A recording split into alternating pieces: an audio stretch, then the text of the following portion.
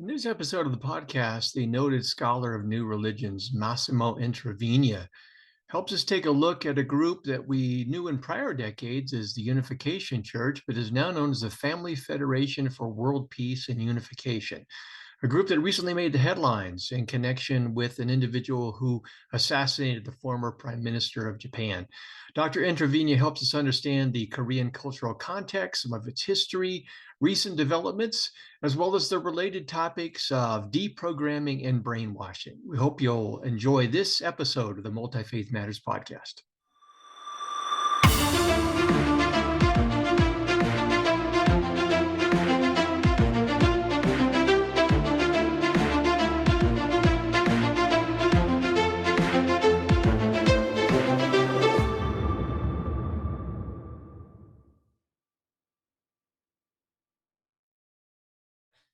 This is the podcast for Multi-Faith Matters. I'm the host, John Moorhead, and I'm privileged today to have as a returning guest, I think this is his third appearance on the program, Massimo Introvigne, who is a respected scholar of new religions. So I'll read just a little bit of his bio. You can find more information in the program notes, but Dr. Introvigne is an Italian sociologist, the managing director of the Center for Studies on New Religions in Torino, Italy, and the author of some 70 books in the fields of new religious movements and pluralism. Dr. Introvigne, welcome back. Thank you. Well, today we're going to be talking about, it used to be known as the Unification Church. Probably a lot of folks still know it by that name, but the current official name is the Family Federation for World Peace and Unification. And this group recently came up in the news, international news, with its connection to, or mentioned in connection with the assassination of the former Prime Minister of Japan. And with that, I'll turn it over to you to provide some background and context. Well, I believe the context is Korean Christianity. Korea is a country where Christianity had a great success, but for reasons perhaps too complicated to explain now, Christianity in Korea came to be dominated by arch-conservative evangelical and fundamentalist Protestants, whose missions were more successful than those of the more mainstream or liberal churches. And these Protestant, mostly American, fundamentalist missionaries tried to create a Christianity as disassociated as possible from any Korean ethnic or traditional element. Actually, they believe that the traditional Korean spirituality was something demonic or coming from the devil. So they tried to purge Christian congregations in Korea from all possible association with Korean traditions, and actually in the 1950s and 1960s tried many pastors and theologians for heresy. Well, some were liberal and progressive, but some were really accused of incorporating elements coming from traditional Korean spirituality, which was liquidated as shamanism, even if things were more complicated than that. So in one way, this takeover of Korean Protestant Christianity by very conservative Presbyterians was successful.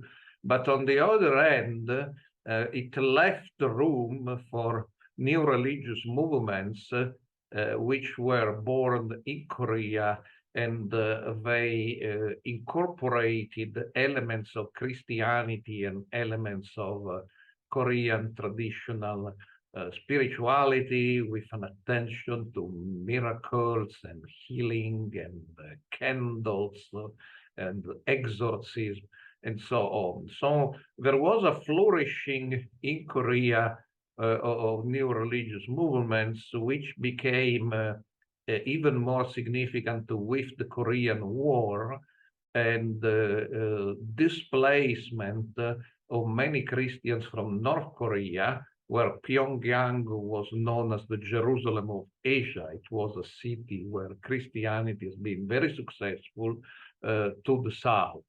And many of these displaced persons were in a difficult situation and found the official conservative Christianity as too cold for their needs. So what happened is in the 1960s and well started in the 50s, 60s and 70s, the Presbyterian and other conservative evangelicals had to battle a number of Korean new Christian or Christian-based new religious movements. And at first, they believed that their great enemy was a group called the Olive Tree. The Olive Tree at one stage had 2 million members. And they successfully, since the fundamentalists had good relations with Korean authoritarian regimes, they managed to have the founder of the Olive Tree put in jail, and he reacted very badly because he developed a radical theology that Jesus Christ was an impostor and only he was the real Messiah, which not surprisingly led this movement when he came out to jail to lose most of its members. It still exists, but it's very small, leaving room for other movements. Some of them were founded by people who had been in the huge Olive Tree. One example is Shincheonji was very much in the news, first because of the COVID, because it was accused of having spread the COVID inadvertently or advertently. Now the Supreme Court has decided with a final decision that Shincheonji did not breach any COVID regulation, but still this stain remains in the mind of many. Anyway, Shincheonji had some 300,000 members. Other groups came from different angles. For instance, one group which is now may well be the largest Christian new religious movement in Korea is called the World Mission Society Church of God, and is based on the idea that the current leader is a woman called Sanjila, is an incarnation of God the Mother. And that's kind of common in Chinese movements, but now it comes, we discussed the Church of Almighty God, which also has a female incarnation of God, and so does the World Mission Society Church of God, which claims 2 million members worldwide, probably something less, but it's a big group, even developed a significant presence in the United States. And other groups came from the constellation of prophetic churches, which were created sometime with teachings most Christians would regard as heterodox in North Korea. And that's the case of the Unification Church of Reverend Moon. Moon is the last name, Sun Myung, which like many other pastors came from North Korea. And in North Korea, there was this mushrooming of new religious movements, which when they came to the South were very controversial because some of them had sexual rituals, meaning you pass the mantle of prophecy through a sexual initiation from one prophet, often female, to another prophet, often male. So all these groups became very controversial, and eventually the largest of the North Korean groups transplanted to South Korea became the Unification Church of Moon Sung-myung. And some of the groups which now are in the news in Korea, again, have been founded by preachers who have had some experience in the Unification Church. One case is Providence, whose leader just last month went to jail or beginning of this month, went to jail for the second time for a very obscure history of sexual abuse. But the leader of Providence, President Hume, was once a member of the Unification Church, even if he had experience in other groups, including the Jehovah's Witnesses as well.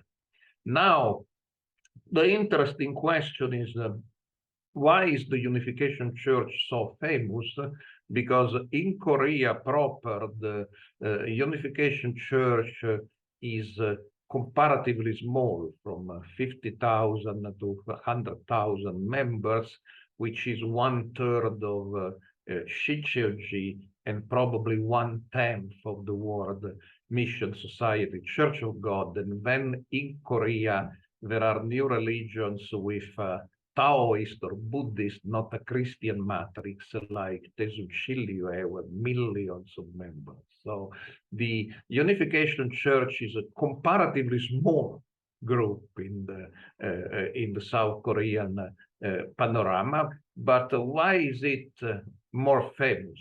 Chances are that the audience listening to us today, they may have heard of the Unification Church and Reverend Moon, but they may have never heard of the World Mission Society, Church of God, even if the latter is much bigger, or Daesun Shilyu's million of members, but not very well known outside of Korea. Well, I believe there are two reasons for this. The first is that Reverend Moon, who died in 2012, during his lifetime, much more than other leaders of Korean new religions, the global view. So he tried to take his movement basically to the whole world, developing missions and also cultural, political, journalistic initiatives in Europe, in South America, and in the United States. So that makes him more well known abroad with respect of other leaders who had a larger following in Korea, but much less activity abroad. And the second one is that Reverend Moon and his collaborators, among which emerged his wife, or the latest of his wives, because he divorced 2 times, Hakyahanu, still alive, they emerge for being very skilled in doing something all Asian new religions do. I mean, all Asian new religions normally have foundations active in promoting interreligious dialogue, intercultural dialogue, and what they say, world peace. Many movements, Christian and not Christians, have become very skilled in doing this. For instance, Soka Gakkai is a Buddhist movement in Japan, and it came closer to got a Nobel Prize for its activities against nuclear weapons, which after Hiroshima is something dear to the Japanese people. And other groups, including Shicheonji itself, and even smaller groups such as Taiwan's Shenjiao, or the same Daesun Shilyu in Korea, they have peace organization, which attract many people because they are capable of producing decently well-organized and good quality conferences. And the Unification Church was extremely skilled in creating something called the Universal Peace Federation. And in their gatherings, they have attracted many politicians, including, for instance, Donald Trump. And I attended for the first time. Many scholars went like 30 years ago. I didn't, but after the Abe assassination crisis, I was very curious to see the reaction of the movement. So for the first time, I attended a Universal Peace Federation gathering last month in August. And here you had like Newt Gingrich, you had Mike Pompeo, you had Paula White. So you had an array of American politicians. Notice this was after the Abe assassination and the international campaign vilifying the Unification Church and its organizations. But also it's not a purely conservative gathering, because you had via Zoom people like Romano Prodi, the former president of the European Union, is a socialist, and you had even a comrade who is the leader of the Maoist Communist Party of Nepal, which happens to be the ruling party in Nepal right now. So there are politicians of different persuasion, even if clearly in the United States, since his friendship with Richard Nixon, and then the closer friendship with Bush the father, Moon and his wife developed a special relationship with the Republican Party, and they don't have such a similar warm relation with the Democrat Party. But also Reverend Moon was one of the first Asian leaders to be received by Mikhail Gorbachev, and surely one of the very few South Korean cultural leaders to be received by Kim Il-sung. And this memory remains. For instance, both at the gathering I attended of the Universal Peace Federation and in previous gatherings, there are always lavish flowers, enormous. And it comes out, these flowers are always offered by Kim Jong-un, the dictator of North Korea. So the situation is more complicated than it may seem. But there is a risk that we can be carried out by the political activities of the Unification Church and forget it's primarily a church. So the teaching of Reverend Moon was, which explains why, of course, it's controversial with Christians, is that Jesus didn't manage to complete his mission. He did a lot, and is surely a very important figure for the members of the Unification Church, but the original plan was that he should have been married and give an example of a perfect family.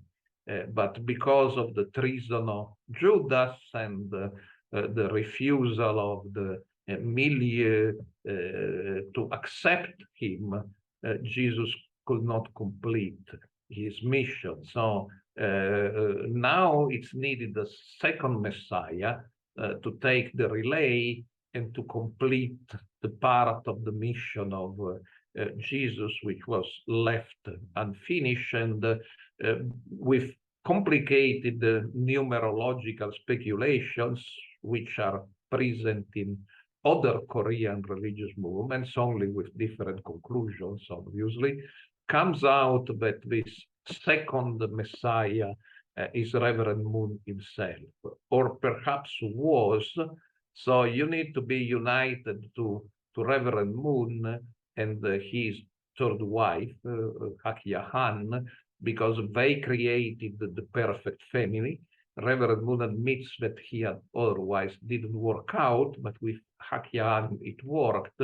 So you need to be incorporated in this current of salvation, and there are different rituals for doing this, including the blessed marriages. Reverend Moon became very famous for his mass marriages, where normally he picked up through photographs who the followers were recommended to marry. They could refuse, of course, but so you will normally match an Italian with a Japanese or a Korean with an American. Surprisingly enough, many of these marriages worked out quite well. I know people after 30 years, they are still together and quite happy. Now, when I say he was, it's because when Reverend Moon died in 2012, but in fact, some years before he died, when he started having health problems, the movements went through some divisions.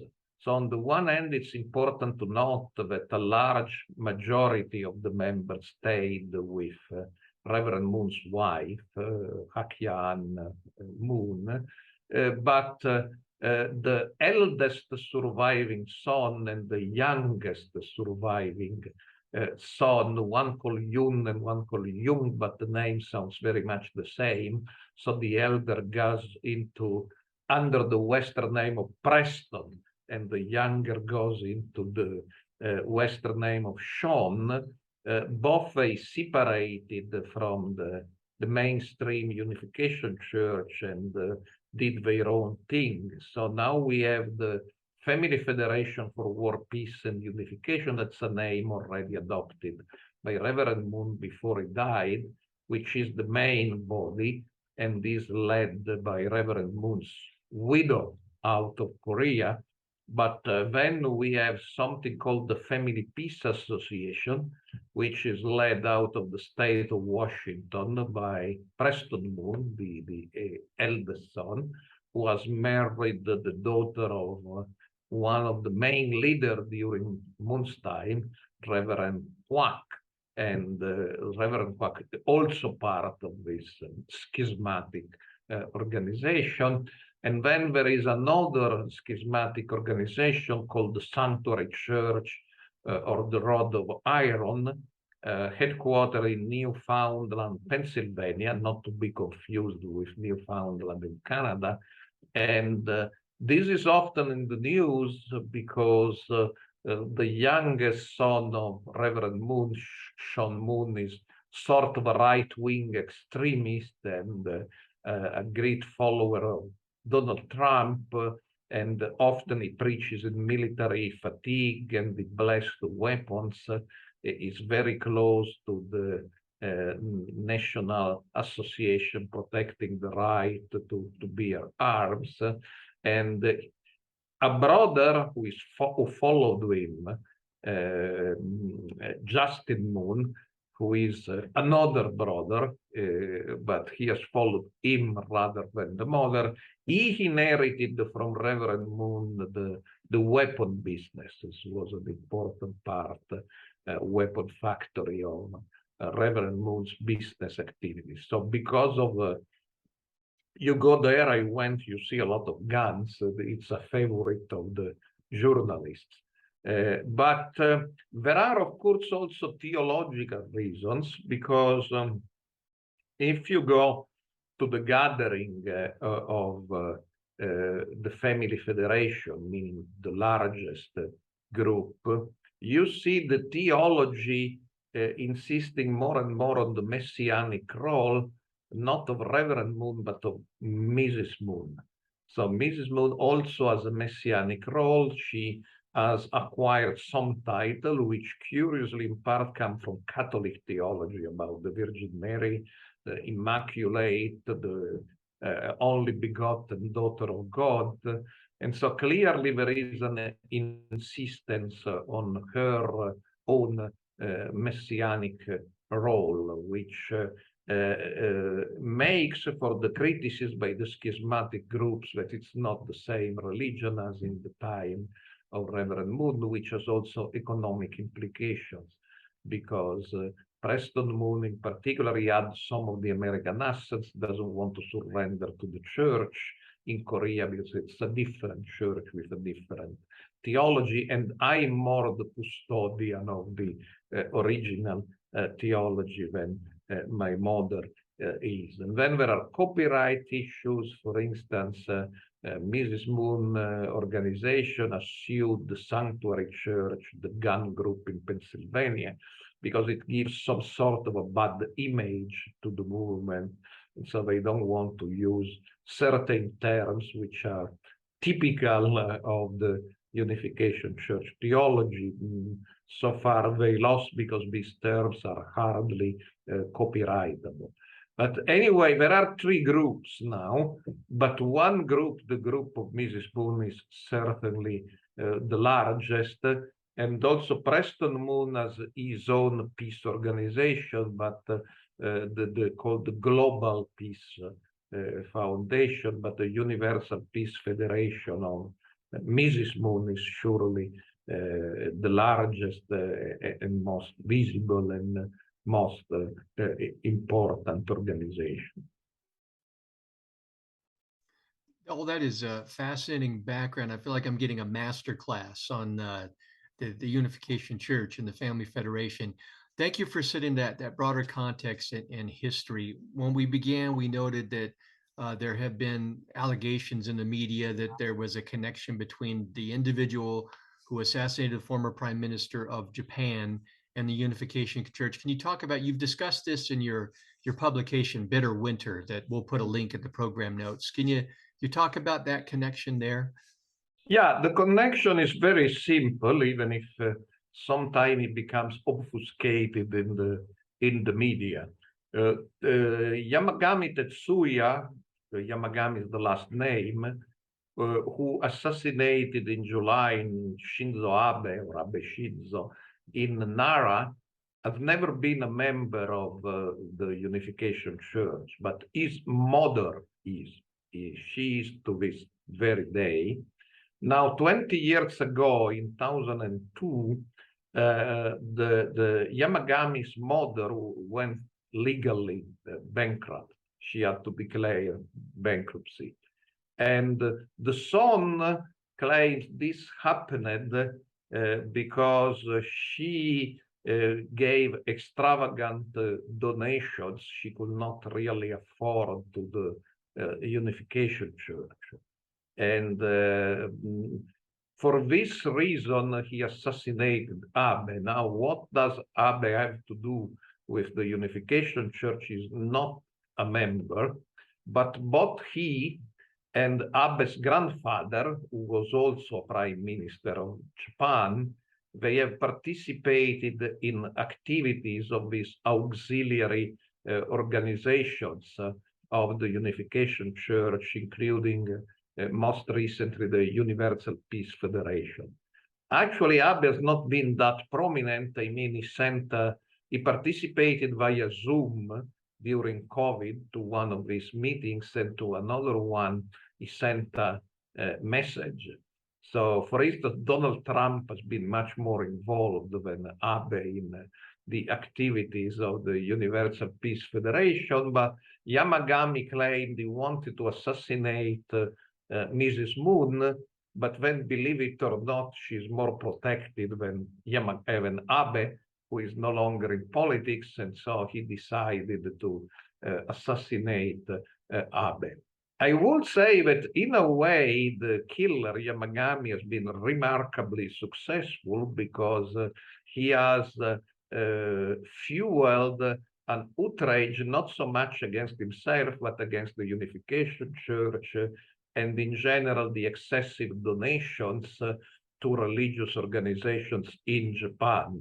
So now there is a flourishing of law proposals and at least 2 governmental commissions to investigate the Unification Church, and perhaps to broaden the investigation to other so-called cults, or even to mainline Buddhist groups or temples which collects a huge donation.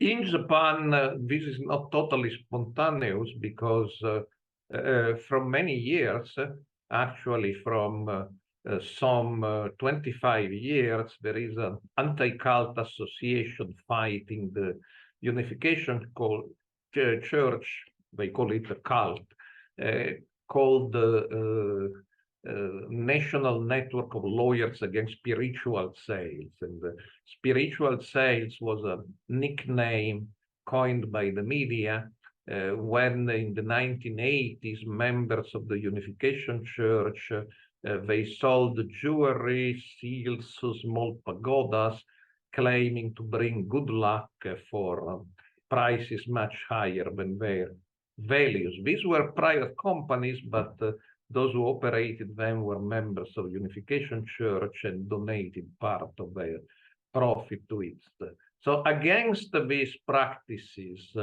in the year 2000, Japan amended its law, and some of the Unification Church connected companies, and in reality many others in the business of selling religious goods, didn't really respect the law, which led to the Korean center of the Unification Church in 2007, compelling the Japanese leader to resign.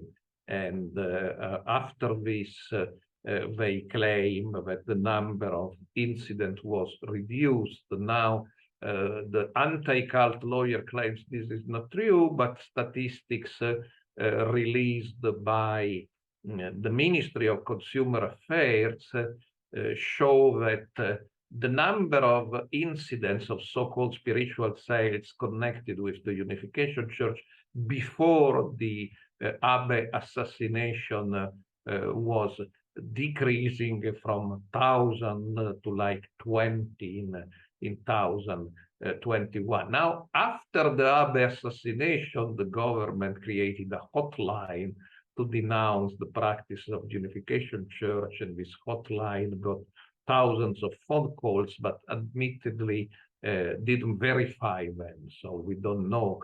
And in some cases, people were telling the stories of 20 or 30 years ago. So it is true that there has been a problem with both spiritual sales and the large donation, but this problem was becoming less important before the Abe assassination, not more important. And there is another element of background which is almost never mentioned, and this is the 30-year-old legal fight about deprogramming in Japan. You know, deprogramming was invented in United States, and particularly because in the 70s, many college students decided to drop off their colleges and join new religious movements as full-time missionaries. So when they call their parents, say, you know what, rather than becoming a doctor or a lawyer, I will sell flowers in the airports on behalf of the Hare Krishna or Unification Church. The parents were very upset. And they were not happy with the theological criticism of their pastors that would not solve their problems. So a gentleman in California, whose son had encountered the children of God, called Ted Patrick, still alive, he's very old, invented this technique of kidnapping the members of the so-called cults, detaining them in some secluded facility and bombarding them with negative information about their group until they decided to leave it. Now, in the US, deprogramming was always controversial, particularly after some deprogrammers was accused of violence or rape, and in the end, the courts of law decided it was not legal, and the same happened in Europe. So by the 21st century, deprogrammers, except for non-democratic countries such as Russia and China, where some took their trade, they could only operate in two democratic countries in the world, that is Japan and South Korea. And in South Korea, it's still going on. In Japan, it was finally declared illegal by the Supreme Court, but that was a few years ago, in the Toru Goto case. Now, I have interviewed Toru Goto. That's a paradoxical case because he was kept under detention for 12 years. And when he came out, it was like somebody coming out of a Nazi camp. He was a plumb man, he was a skeleton. So he testified in many hearings, and because of the Toru Goto, he was a member of Unification Church. Because of the Toru Goto case, finally the Supreme Court decided that deprogramming is illegal even in Japan, even if now there is, of course, in the Abe assassination controversy, somebody say perhaps we should even revisit this decision. So this background is very important because it was not one or two or even 20 deprogramming. There were thousands of cases. It's the only country in the world, Japan, where the deprogrammers also targeted the Jehovah's Witnesses, for example. And most or a good part, I don't know if they're the majority of the 300 members of the national network of lawyers against spiritual saints, were the lawyers who defended the deprogrammers. So after they lost the court cases about deprogramming, they have this new angle or old angle that continues, but now becomes prominent because deprogramming is illegal, to attack the Unification Church and other groups on the angle of donations and so-called spiritual saints. Now, as I say, there may have been problems with respect to the Unification Church and even other groups of excessive donations. The Unification Church adopted a policy to give back 50% to those who complained, and that was the case of the mother of the Abe's killer, Yamagami. She never complained, but her relatives complained and got 50% back. But these problems were being solved quietly, contrary to how the anti-cultists interpret the statistics. And surely using Abe's killing, where the Unification Church is a victim, the assassin also wanted to kill their leader, to call for disbanding the Unification Church or ban it. Consider that in Japan, Aum Shinrikyo, the group responsible for the terrorist sarin gas attack, was compelled to change its name. Now it's called the Left, but was never banned. So it seems really an overkill and a sort of a vendetta, which is both a vendetta of certain lawyers, it's a political vendetta against the Abe faction, still strong in the ruling party in Japan. And now the connection which were existing, but not so strict, between this faction of the LDP, the Liberal Democrat Party, and the Unification Church are used to get rid of this faction and settle some scores within the Liberal Democrat Party. So again, I believe that there may have been some problems in the matter of excessive donations, but on the other hand, banning or liquidating the Unification Church, in this case the Family Federation, in Japan is surely something against the international principles of religious liberty, as something I certainly do not agree with. Can you say a little bit about a concept related to deprogramming, the idea of brainwashing? As you know, the Unification Church was one of several groups that were accused of that.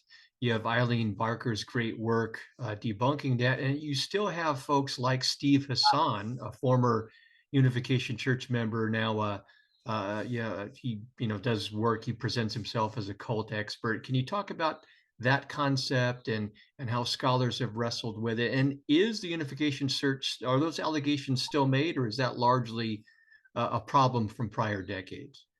They are still made in countries like Japan and France, who has a law against manipulation by cults.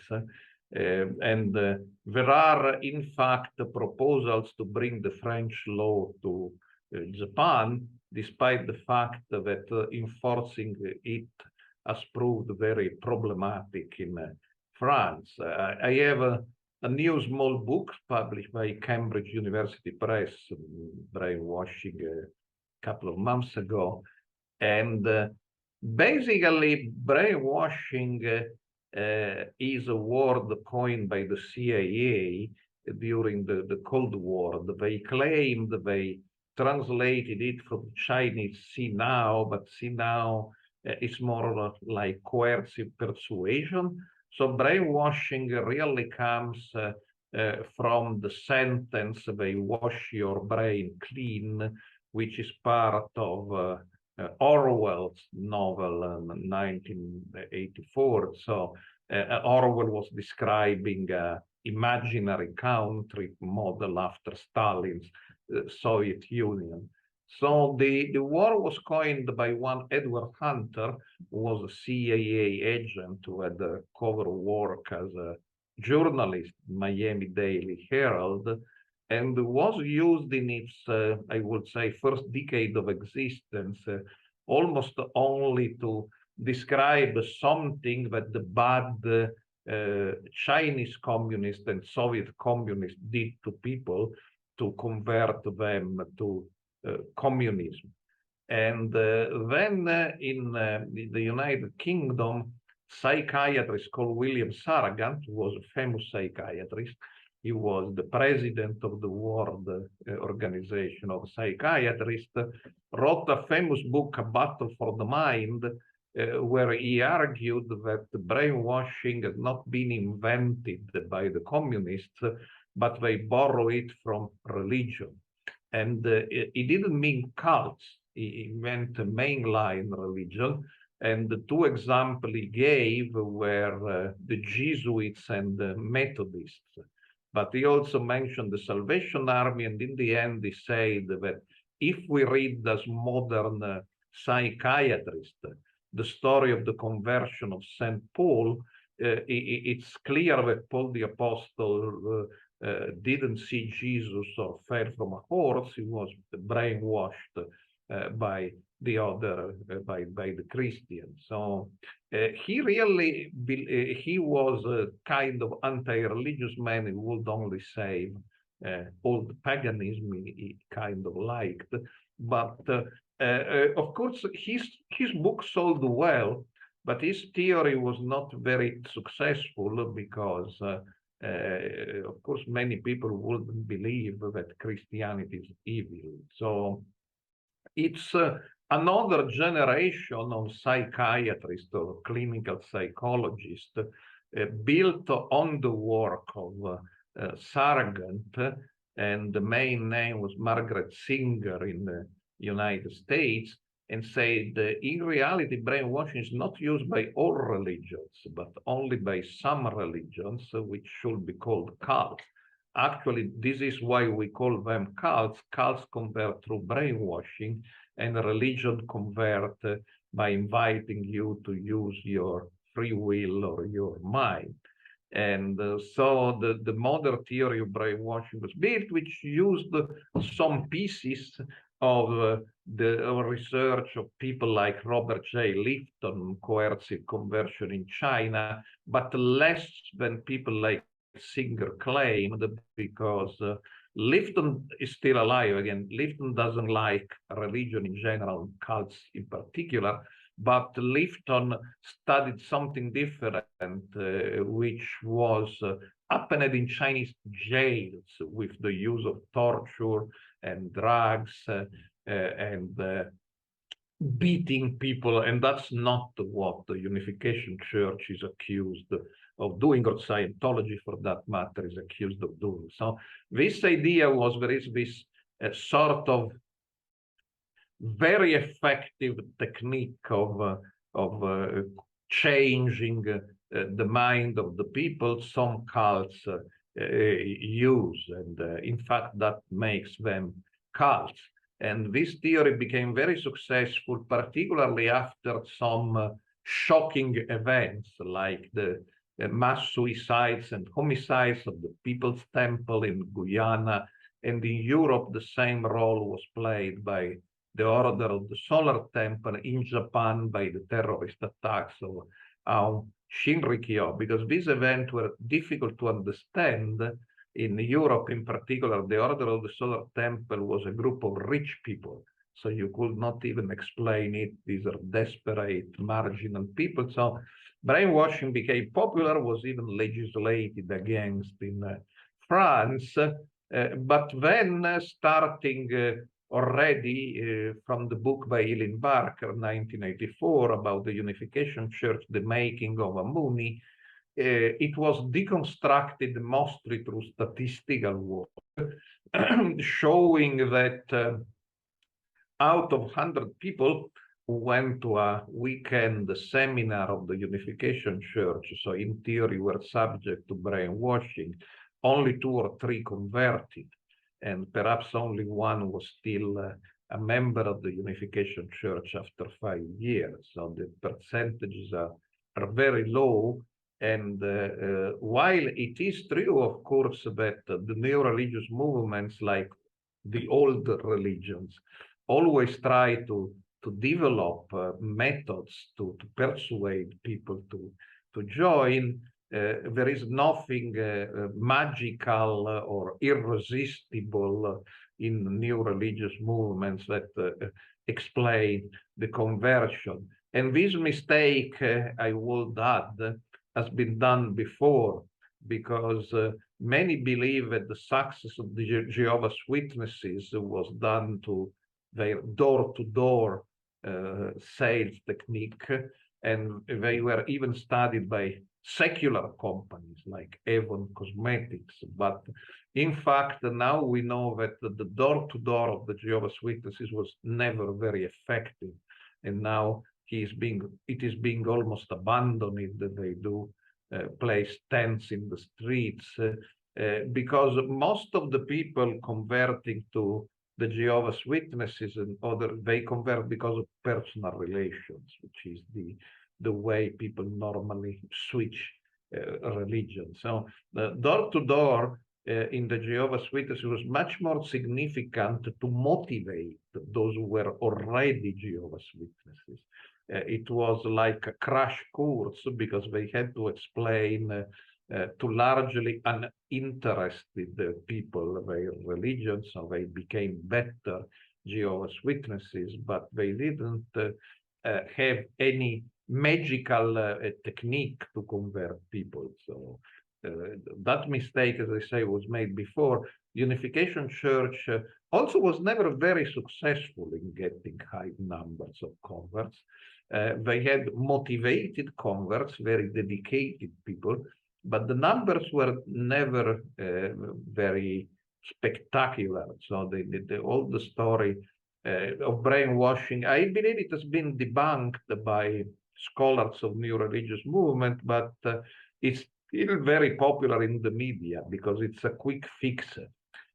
For instance, brainwashing, as I note in my Cambridge UP work, now gained a new popularity as an explanation of why Americans support Donald Trump, because for many good American liberals or Democrats, it's very difficult to understand why normal people can support Donald Trump. And so you mentioned Steve's son. Steve's son is a deprogrammed Mooney who turned deprogramming. I know Mooney, it's a derogatory word I normally do not use, but he uses it. And then as an adult or almost an old man, he got a PhD, I believe, 2 years ago, finally. And he styles himself a cult expert, but nothing is more similar to the analysis of a cult by Steve's son than another analysis of another cult by Steve's son, because doesn't matter whether it is Scientology or Falun Gong, he has been consulted by the Chinese, or the Unification Church, they are all the same. They use brainwashing at the service of a manipulative and exploitative leader. So there is really no effort to study the context, the theology, why one group is successful and another is not, because the brainwashing explanation is, as I say, it's a quick fix, and that's why it's successful with the media, because to understand phenomena like the Unification Church, or for that matter, why, notwithstanding the enormous persecution, Church of Almighty God, we discussed in another podcast, is successful in China. It is very complicated. I mean, the Chinese Communist Party invests a lot of money in trying to understand why they do not succeed in eradicating the Church of Almighty God or Falun Gong, but the explanation of brainwashing, of course, is very simple. They have this technique which is magical of brainwashing. Now, deprogramming was a counter brainwashing. If you have been brainwashed, you need the same but contrary pressure to be exerted on you through deprogramming. And deprogramming didn't work in most of the cases, because thousands of people went through deprogramming and were not deprogrammed. They are still with a religious movements to this very day.